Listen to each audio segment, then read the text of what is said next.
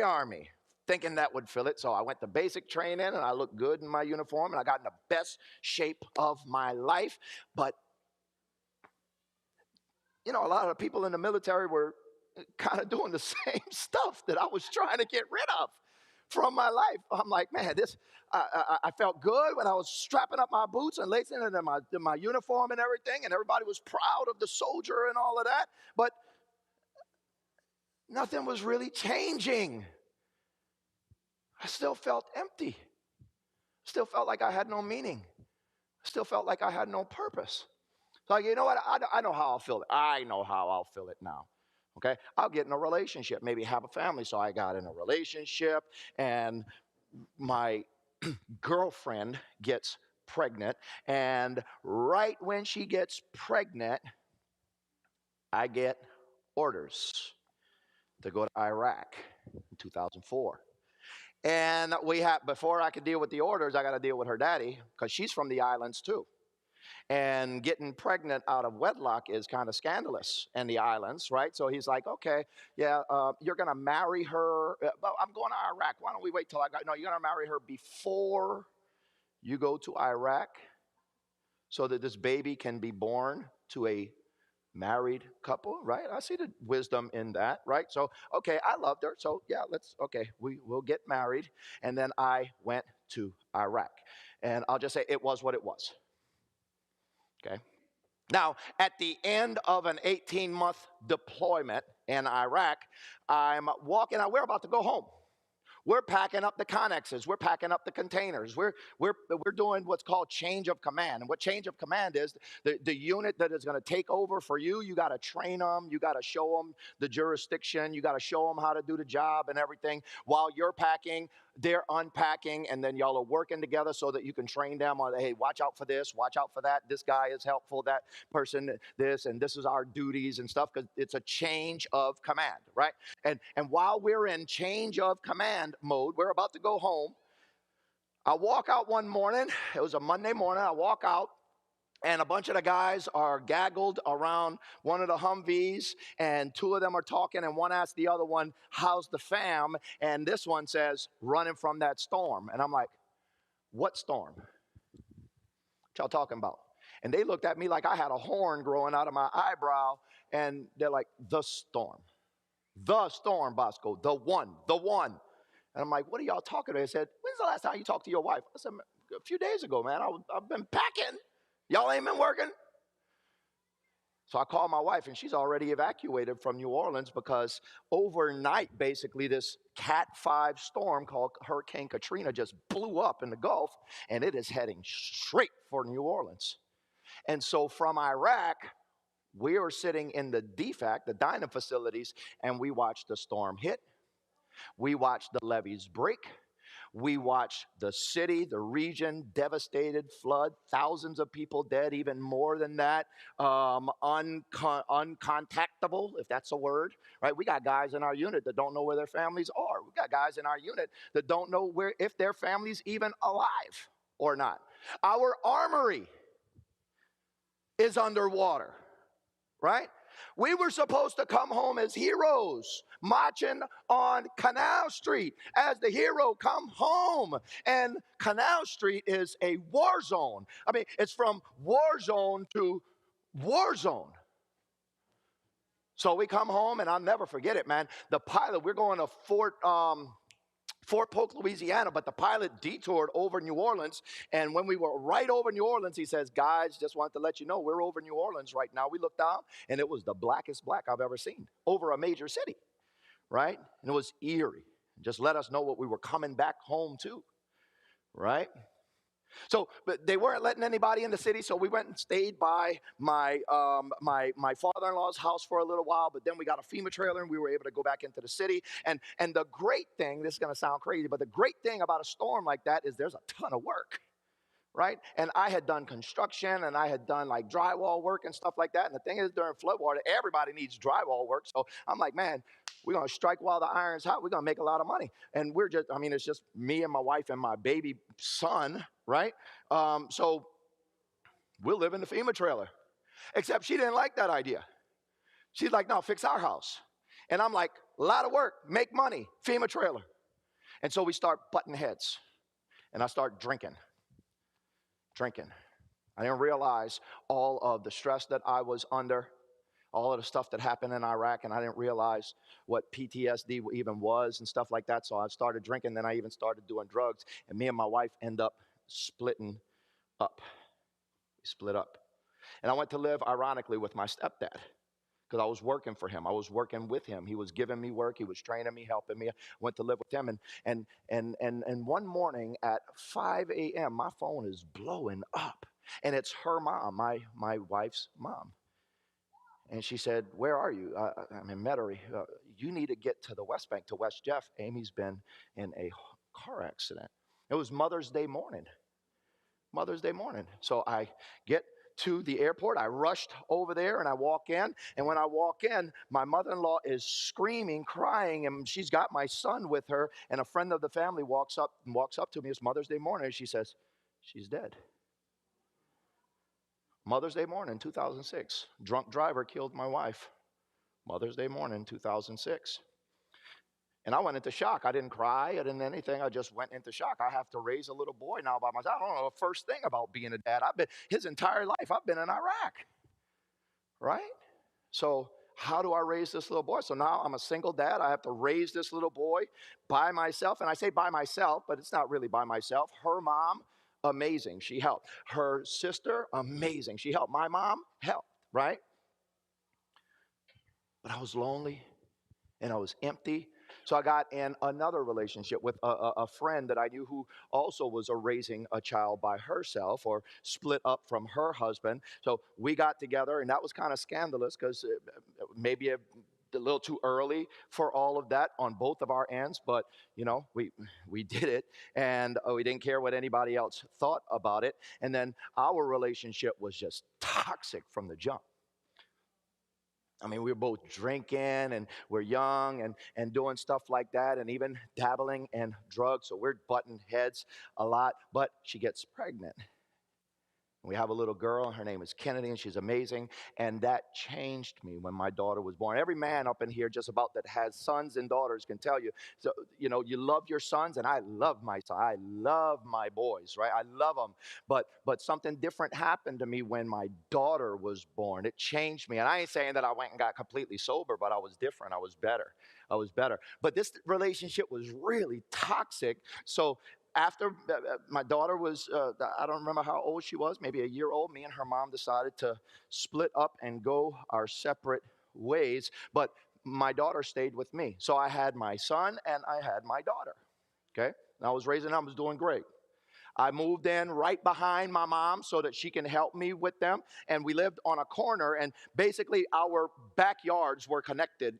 Just a fence separated my house from my mom's house. So I could have taken the kids and threw them over the fence, and they would have landed in my mom's backyard, right? And it was on a corner, so every morning I'd be going around the corner with Job in one hand and Kennedy in the other hand to drop them off by my mom, and she would take Kennedy to daycare, and she would take Job to school, and I'd go to work, and I decided to start school and all of that. And then one day, my daughter's mom calls me, and she says, "Hey, I'm going to pick up Kennedy," and I'm like, "Okay, yeah, no problem. Just trying to be civil." And when you gonna bring her out? When can I pick her up? And she says, "Actually, she needs to come and live with me." And I'm like, "Huh? No, no. She lives with me, and yeah, she needs to be with her mother, and that's what's best for her." And I'm like, "She don't like you." And I'm not trying to be mean, but this is the truth, right? Not so much that she didn't like her mom, but she definitely preferred me. I think my ex would agree with at least that much, right? At that moment, anyways. And I proved that to her. I won't go into how I proved it to her, but I proved it to her. But she said no. She's coming to live with me, and she took her to live in basically another city with her boyfriend. I guess they both had kids, and they wanted to play house, so they needed a good little girl, so they got my daughter, and it devastated me. So I started drinking and doing drugs and all of that. Again, I still had Job, my son, and everybody is telling me just just calm down. I mean, there was no custody agreement, so there was nothing I could do about it. There was nothing I could do about it, right? And I was just angry, and I'm like, how's she's going to do this? So I started drinking, and everybody just calm down, leave it alone, get yourself right, and maybe you can get your daughter back. And I'm like, you know what? You're right. If I have any hope at all of getting my daughter back, I need to get myself together. I can't be doing all this drinking and doing drugs and being dysfunctional like that. And one of the great things about being a veteran is the VA, right? The resources for veterans. So I go to the VA and I'm like, look, I'm having this problem with drugs and alcohol and I'm just angry and I'm irritated, I'm upset and all of this. And by the way, my wife died and all of that stuff, but I want to get my daughter back. And they're like, okay, yeah, come and we want to send you to this program to kind of help you, get sober and then deal with what's going on in you mentally and all of that. So I go, and I wasn't there 2 weeks when the doctor, who I absolutely adore, and he loved me as well. He saw so much potential in me. He would call me into his office just to chat, just to talk. He's like, dude, you're like another counselor up in here, man. You should study psychology. And I was planning on doing that. He called me into the office, and when I walked in, and he had done that so many times, I didn't think anything of it. He's always calling me into the office to give me a bag of M&Ms and say, hey, have you heard this Amy Winehouse song? And you heard this and everything. Really smart, tall, black dude, bald head, beard, brilliant, handsome guy. I just loved him. I looked up to him. His name is Dr. David Williams. And he said, I just want you to know everything is going to be okay. And that was strange. I'm like, maybe he's speaking like in general, everything's going to be okay. And I said, yeah, you're right. Everything's going to be okay. He said, sit down. So I sat down, and he pressed a button on the phone, and he said, Mrs. Basco. And I said, Mama? She said, Jay? I said, hey, Mama, what's wrong? What's up? Hey, son, yeah, I think you need to come home. And I'm like, well, I just got here. You said you could keep Job so that I can go get help. Yeah, I know, baby, I know, but, well, the baby fell and she got hurt, and Mike's on his way up there to come and get you. I'm like, well, is she going to be all right? And my mom said, well, I don't know, but you need to come home so you could be there with her, right? And I was like, yeah, sure. And I talked to the doctor, and I was scared, but he's like, no, everything's going to be all right. Everything's going to be all right. So my friend comes and picks me up, and on the way home, I find out that what happened is my ex and her boyfriend. So my ex wasn't there. Her boyfriend was watching the baby. They had a ladder set up in the garage to get up in the attic, right? And it was set up, and they didn't know how fast my little girl was, right? I mean, she's fast, right? I'd be cooking, and I put the garlic in there, and I turn around, she'd be over there, and I put the bell peppers in there, and she'd be over there, and then I put the onions, and she'd be planking on that thing over there. I mean, there was a couple of times when she was like on the outside of the balcony doing like this, and I'm like, ah! And she was fat. You have to watch her. You have to keep your eyes. You have to watch. You have to watch. You have to keep your eyes on her. They didn't know that. And so she climbed up on the ladder, and she fell off, and she hit her head on the concrete of the garage. And 3 days later, my little girl passed away. She was 3 years old. And this wrecked me. It completely shattered. I didn't even cry. I was so filled with rage. It's a barrier. Okay. And then I went to my family and I says, y'all need to get me back to the VA. Like now. Because if I take a sip of alcohol, or if I wake up in the middle of the night, or anything like that, I don't know what I'm going to do. I really don't. So, and they're like, you're right.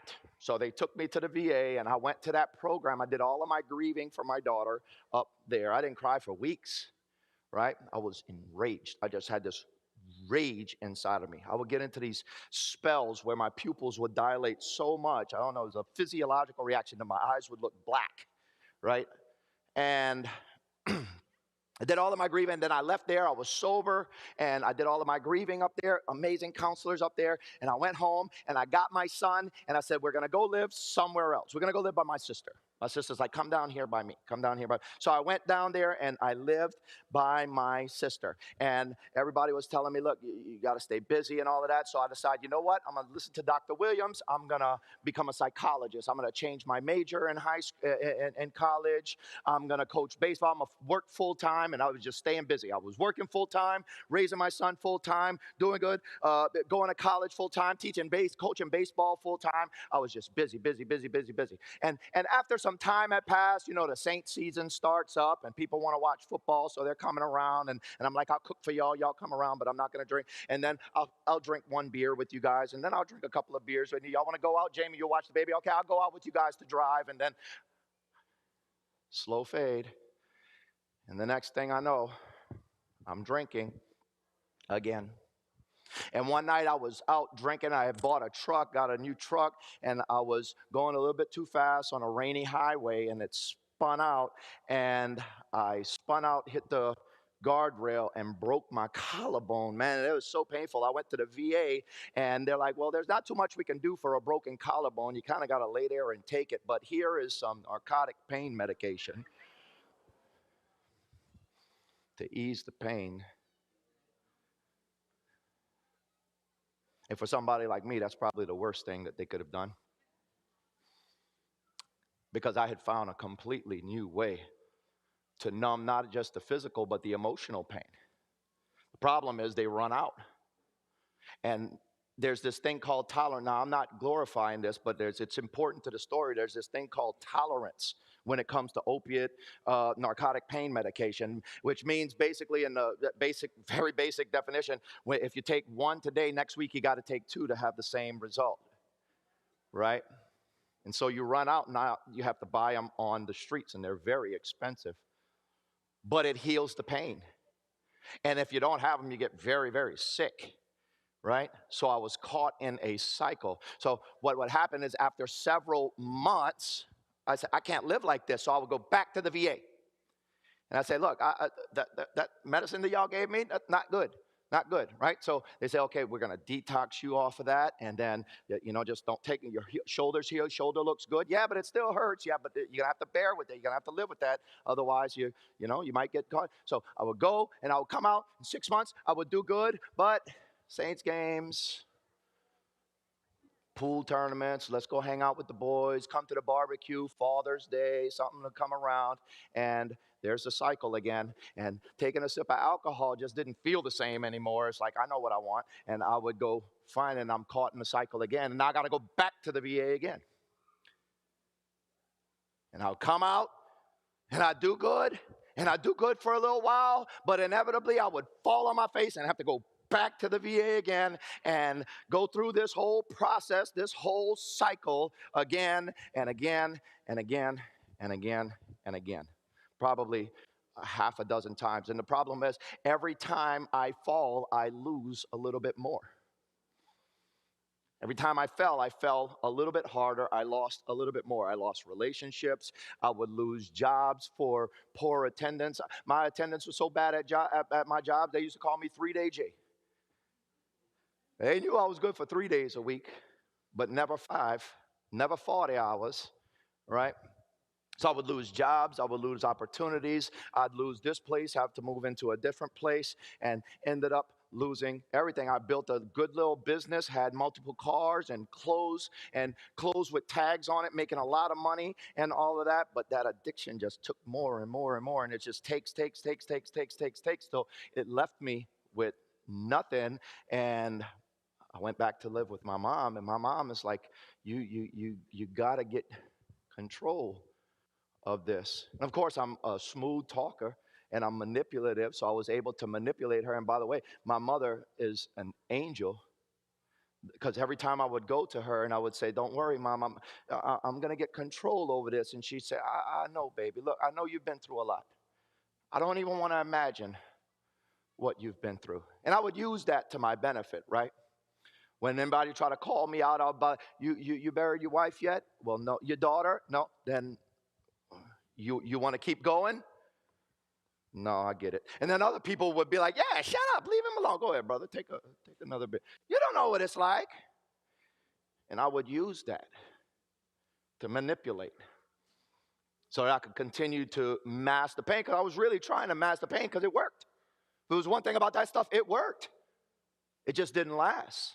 And the consequences were so awful. I got arrested and got tickets on top of tickets, and I got tickets for not paying tickets. And every time I get pulled over, I was going to jail for tickets that I didn't pay. And I was just the picture of dysfunction. Every area of my life was out of order.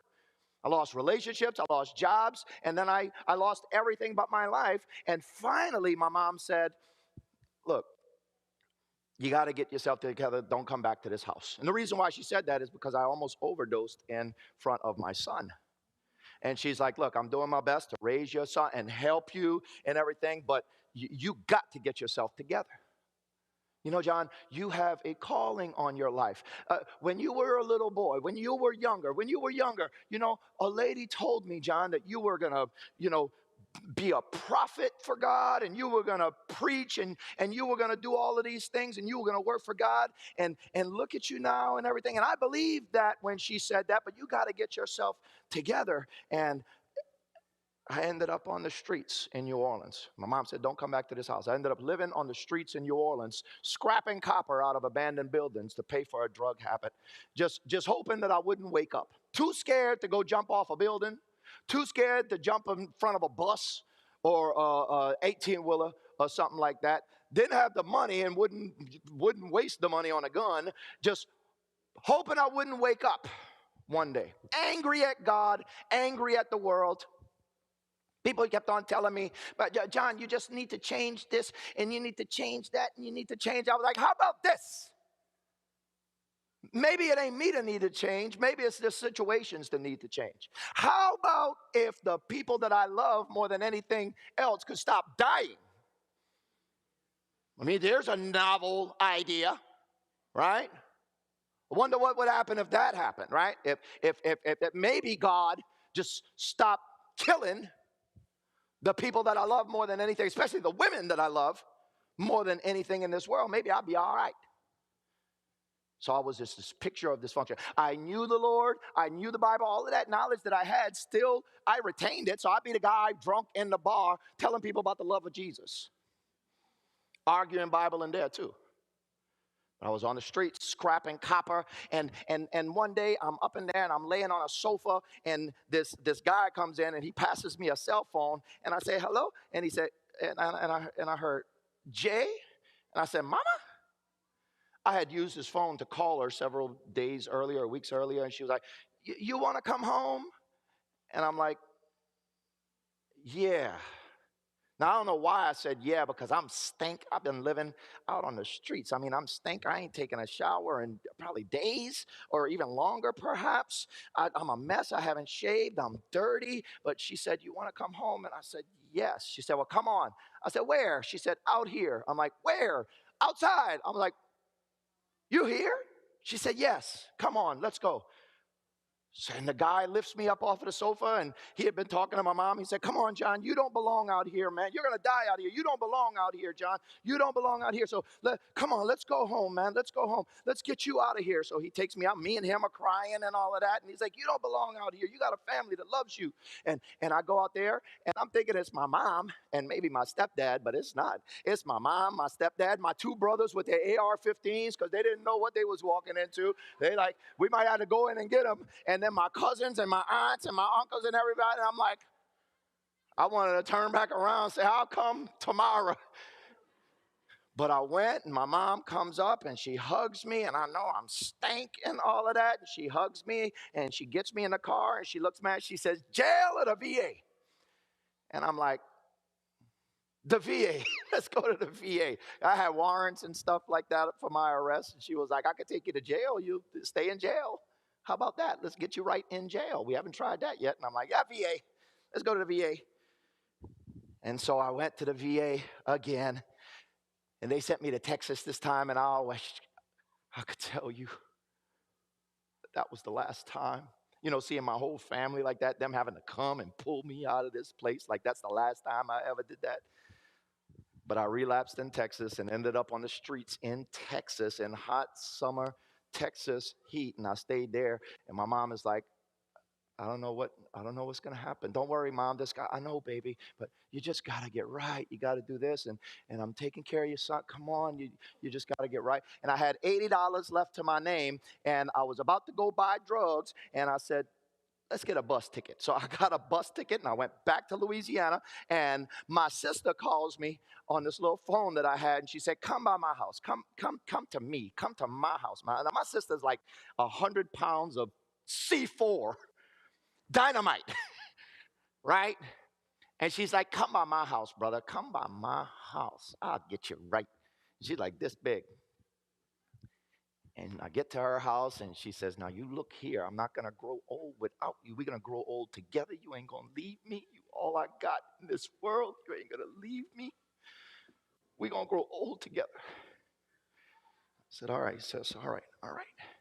The problem is the neighborhood where she lived and her husband was doing some of the same stuff that I was trying to get rid of. So it didn't really work. So I ended up leaving her house and saying, no, I'm going to go get treatment somewhere else. I don't want to live here amongst this. If I'm going to get right, it's not going to be here that I'm going to do it, for heaven's sake. And so I go back to the last stop, pretty much the last resort treatment facility, like a halfway house for veterans where they give you enough rope to hang yourself. And I went there and I relapsed, went back out on the streets, came back in, got kicked out again, went to stay at my uncle's house. I was kicked out for 3 days. OD'd at his house, woke up with the cops over me, shining flashlights in my eyes. And when I got up and I got back to his house, I said, please, whatever you do, just don't tell my mom. Don't tell my mother this happened.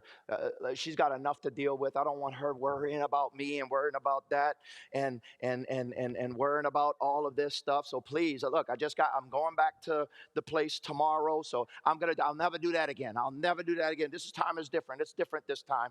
And he agreed that he wasn't going to tell my mom. And a couple of days later, after I got there, my mom texts me and she says, hey, call me when you wake up. And I called her and she said, Pablo told me what happened to you, John.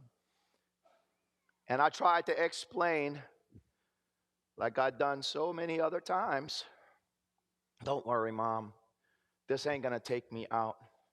It's not going to take me out. I'm going to get the victory over this. And for the first time in my life, my mom says, no, it's not. No, it's going to kill you.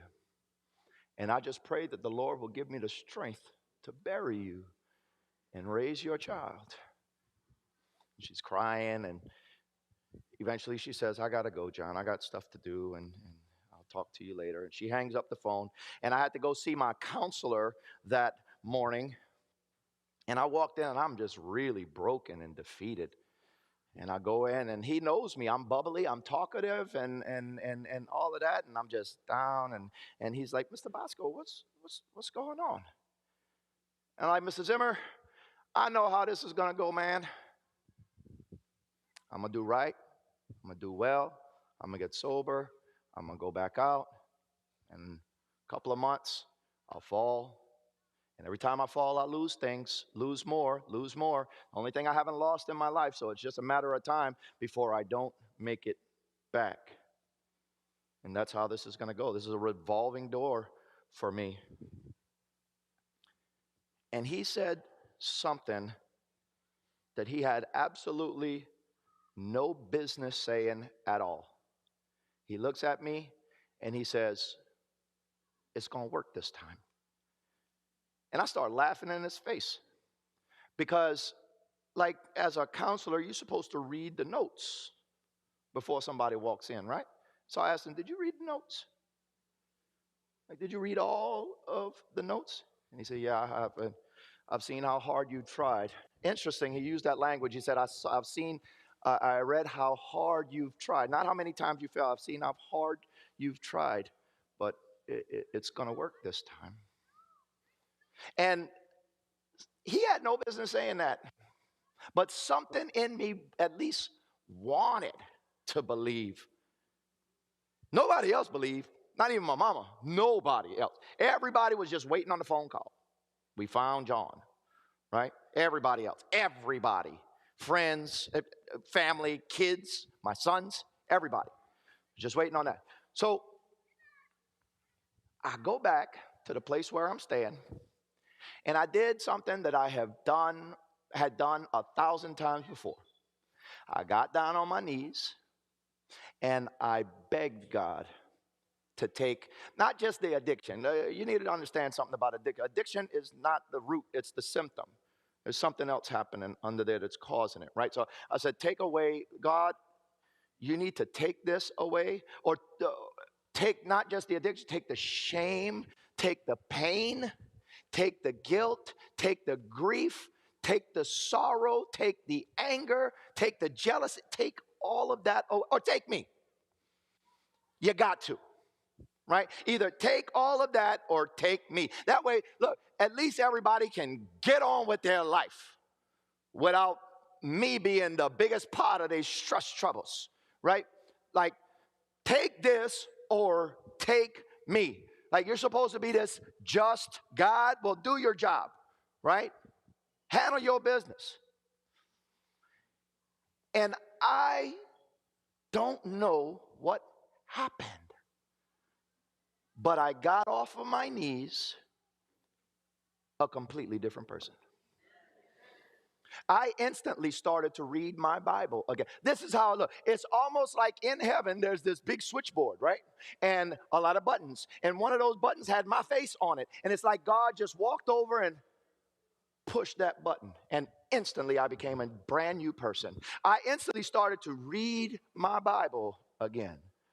I started to pray again. I called my pastor and I said, hey, I want to go to church. You coming to pick me up? Can you come pick me up? He's like, really? You want to go to church? You going to be ready? Yeah, Saturday morning, right? Yeah, Sabbath. I want to go to church. Could you come and pick me up? Yes, I'm coming to church. Telling my family. I go see Mr. Zimmer the next day and I'm like, you're not going to believe this, sir. I'm healed. He's like, Mr. Basco, please. No one's ever really healed. I'm like, save it. Save it. I know, look, I've been doing this for a long time. I know what it's like. Something has happened to me. Something has changed in me. I am not who I was. And he's like, well, keep coming. I was like, fine, I'll keep coming and talking to you and seeing and everything. I'm telling my family and they're like, oh, good, watch him. Because they've seen this so many times. Over and over and over again, they have seen it. Let me tell you what my night, I can tell you exactly what it was. It was March 14th, 2019. And let me tell you what my life has been like since that day. Since that day. Immediately, all pain, all shame, all desire for drugs and alcohol, it was gone. It was completely gone. I have been completely 100% sober, 100% sober for I don't know how many, 7.5 consecutive years of days, right? Completely, 100%. No desire. It was just taken. It's gone. Right? All of my relationships that matter have been restored. My kids wanted nothing to do with me. My relationship with my mom, with my children, with my family, with my closest friends, all of those relationships have been restored. My mom said, don't come back to this house. I could go to my mom's house. I could call my mama right now and say, Mom, hey, wire me $10,000. I need it for this. Okay, baby, but I'm going to do it after I get off the phone with your sister. And she'll do it right now. All of my relationships that matter have been restored. All of them. All right. I had a rap sheet, a legal rap sheet, as long as the train smoke. And they was just stapling stuff to my rap sheet. But all of my legal issues have been completely restored. Right. It cost me a lot of money. I owed them people a lot of money, but I got a lawyer and I paid it because God told me if you're going to represent me, you gotta be right with the state, right? You can't be going around with warrants and all kind of stuff. You got to get all this right. You got to get your driver's license. You got to pay off your old child support. You got to pay all of that stuff. You got to pay off your debt. You have to be a model citizen. So I got to work and God gave me amazing favor. Amazing favor. I had felony drug charges that were just thrown out.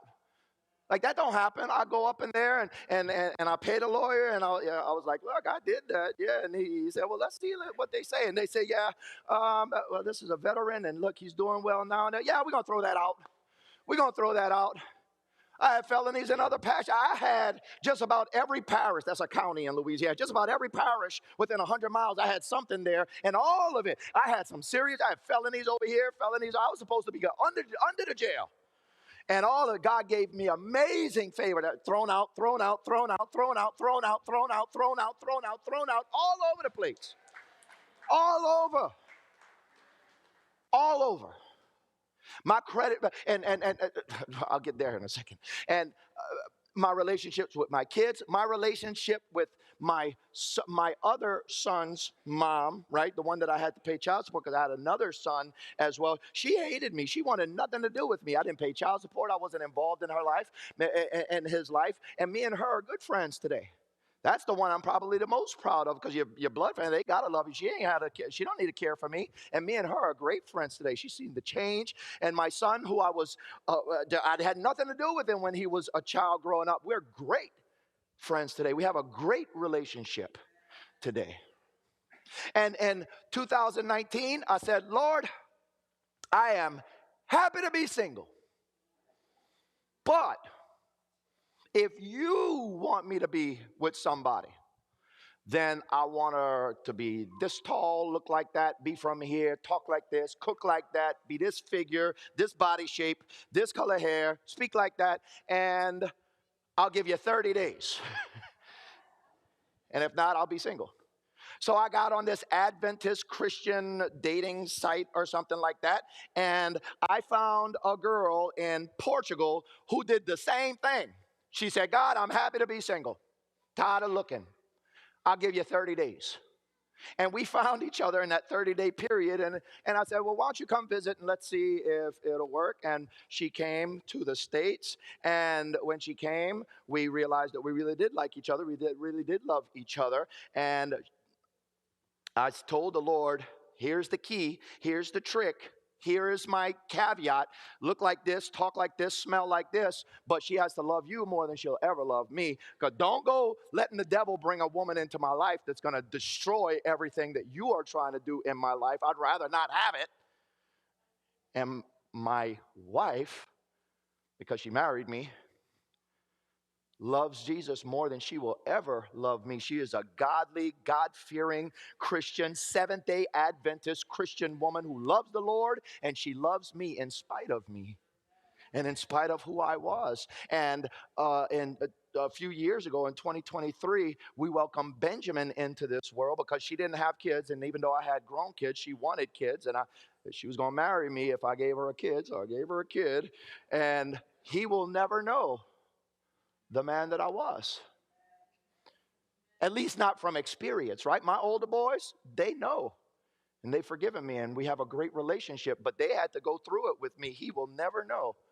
He'll watch this one day, but he'll never know the man that I was, and I praise God for that. And then I have to work, right? So I decided I was going to create a little construction business and just not advertise or anything. And I'm just going to do, Lord, just you send the customers. You send the customers. But here's the thing, Lord, I'm going to be honest, completely honest. I'm going to be where I say I'm going to be. I'm going to be there when I say I'm going to be there. I'm going to work hard. I'm going to do everything for man as if I'm working for you. And I'm going to be honest. And that went a long way with my customers. I mean, I just had people start calling me out of nowhere, calling me, and I'd go and I'd work. And I've had customers that overpay me by a lot. And the Bible says that's stealing to keep that money, right? So I would call it. They didn't know. I could have kept it, but I would call them and say, either you give me a big tip or you overpaid me. And that went a long ways with them, that I was honest. And I was living by the principles of the Bible. So my little business just kept on blowing up and blowing up and blowing up. I've seen real, actual, bona fide miracles in my life, like real miracles, not just those miracles like you lose your wallet, you lose keys, you got to leave in 5 minutes, you can't find them, you looked everywhere for them and you can't find your wallet and your keys. That has happened to me hundreds of times, and I can't find it. I got to go, and I say, okay, let's pray. And we pray, and I beeline to it like I knew where it was, and I go and I find it, and I leave, and I say, praise the Lord. I have done that. So I did it today. Sister, are you in here? Your phone was lost. Is she in here today? Is she in there? She's not here. She's not here. I prayed with somebody today, and 10 minutes later, she found her phone. I have done that so many times. And my son says, well, Dad, you don't think you would have found that? I say, here's what I know. I looked everywhere. I couldn't find it. I prayed, and I walked straight to it. That's what I know. You deduce what you want from that. But not just those types of miracles. I have seen shocking miracles. On 2 different occasions, I've been at the right place at the right time to pray over somebody who was dead and watch them come back to life. Twice. One day I was at the VA, and this guy walks out of the hospital. I had an appointment there, and he walks out of the bathroom, and he says, call the paramedics. This guy's dying up in here. And I was like, that's a crazy attitude, but what do you mean dying? So I go in there, and this dude's laying on the floor blue. Right? So I start doing CPR and breathing and doing that. I call the paramedics, and I say, pray. So I pray and watch the life go back into this person. Another time I was driving on the road, and a car drove off of the road and hit the stop sign, and I'm like, that's weird. He's not moving. Let me go back over there, and this dude is hunched over in the car. Right? So I'm doing CPR. There was a cop passing by. I stopped him and like, call the paramedic, call the fire. So they're on their way. I'm doing CPR. He's sitting, a big old boy, sitting in his car doing that. I said, pray. I pray and watch the life go back into this person. Twice that's happened to me. Twice. And in 2023, my little construction business is, my credit. My credit was so bad I couldn't buy a Snickers bar on credit. And I had to work on my credit and repair my credit and pay off debt and everything. I thought I'd never own anything. I'd never own a house. I'd never own a car. I'd never own it. I'd just be riding a bus for the rest of my life. And last year, me and my wife bought a beautiful country home with a pond and a barn on 6 acres of land and places for animals and all of that. And that's where we're going to spend our days like we're supposed to be out in the country, right? Never thought I'd ever own a house. God has given me amazing favor. In 2023, my company's doing good. I got to tell y'all all of this. I just got to tell you all of this. I was ordained at the first elder of my church on the same Sabbath that I watched my son get baptized, when I told this story to his entire graduating class. I've been speaking at camp meeting. I've been going all over Southeast Louisiana and everywhere, preaching and singing and doing all of those things. And my mom loves to come to me, and I told you what that lady said was true. And in 2023, I said, God, there's got to be more. Is there more that you want me to do? And I had an evangelist, a guy came to my church, and he said, John, you know what? You should go to AFCO. And I said, well, what is that? He said, it's the Amazing Facts Center of Evangelism, and you should go over there, and it'll teach you how to be a better disciple. And so I said, well, I'll see. I'll pray about it. And I talked to my wife. She says, that's going to be expensive. We got to have money for the bills. We got to get ourselves out there. We got to have money for the time that we're gone. We got to have something to fall back on when we got back. So financially, it just didn't make sense, right? So we gave God a 10-point checklist. Like, if you want us to go to AFCO, all of these things need to happen. And the first 9 of them came true. But then the last one, the money part, I should have put that one at the top, right? The money part didn't have come, and then out of nowhere, we got a check from out of nowhere that was enough not just to cover our whole trip, but pay off all of our debt at the same time. So we said, well, we are treading on disobedient ground if we say no now. So we went to California in 2023 to the Amazing Facts Center of Evangelism to just learn how to be a better Christian. I just want to be a better Christian. I want to be a true disciple. That's what I wanted, right? So we went.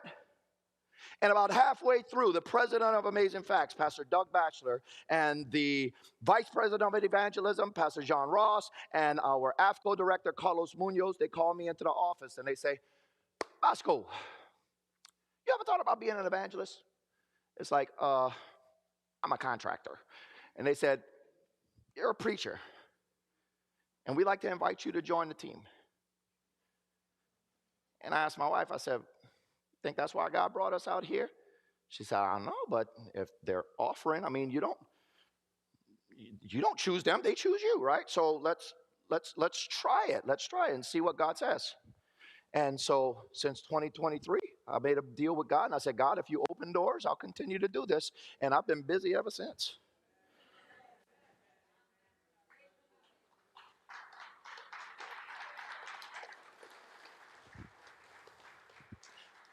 I was supposed to die in an abandoned building, away from my family, in my sins,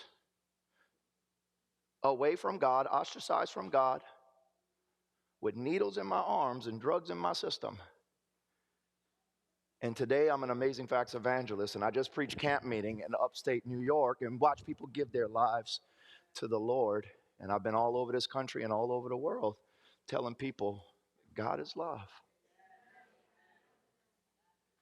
Don't tell me anybody is too far. Don't tell me that. You can tell somebody. Don't tell me that no one is too far from God, that God can't reach into their lives and pull them out of that mess. Give them a message. Pull them out of the pit and put them on the pulpit.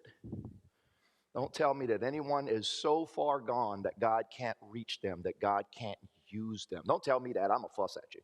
Don't tell me that anyone can't be reached, can't be used, can't be redeemed. Because I've heard it all, I've seen it all.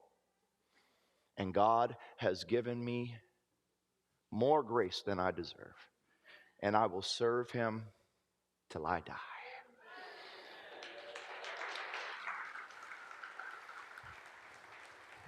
I'll serve him till I die. I will live the rest of my life trying to be the hands of Jesus. Now, what does that mean for you? Well,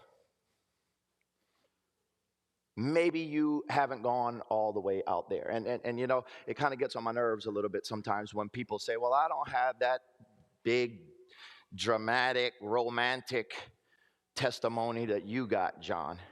And I say, what? I'm lucky.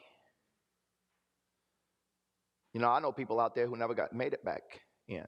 You think I want my son to have my testimony? They say, wow, what a powerful testimony. I say, no. You know what's a powerful testimony? Where the baby's at. You raising up in a Christian family, being raised in the fear and the admonition of the Lord, and all of your friends are leaving the church, and you stay. You stay.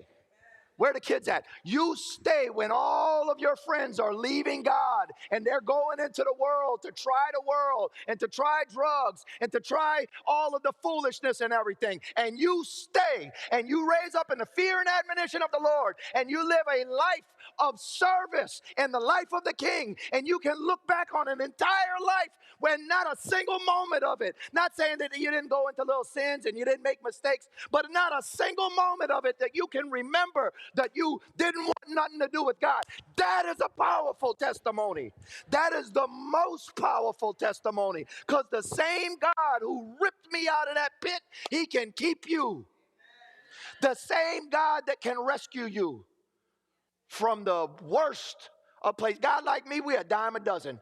Everywhere you go, you can find somebody who was in drugs and gangs and violence and prison and all of that. And they all say, and God found me when I was in that pit. And we say, praise the Lord. Oh, what a powerful testimony. But the same God that can save you can keep you.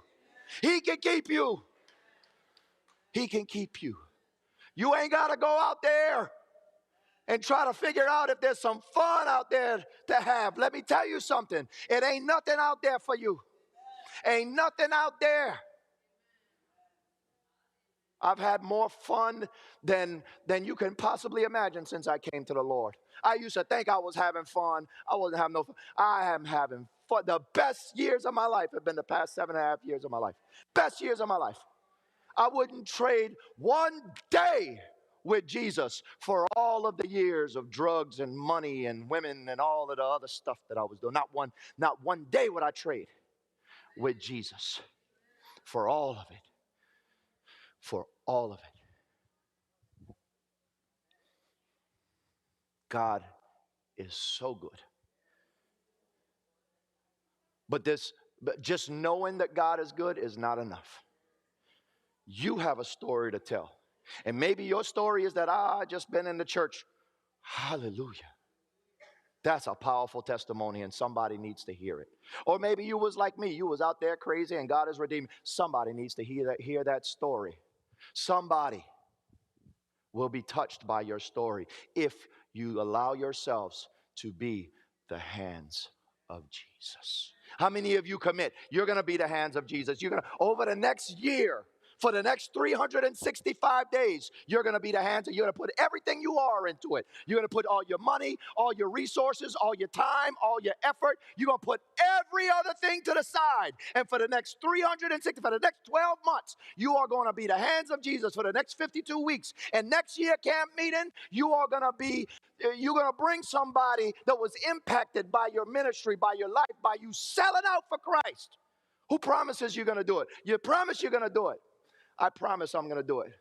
And I'm going to come back here next year and I'm going to check on y'all. I'm going to make sure you did it. God bless you. I love you. Let me pray with you.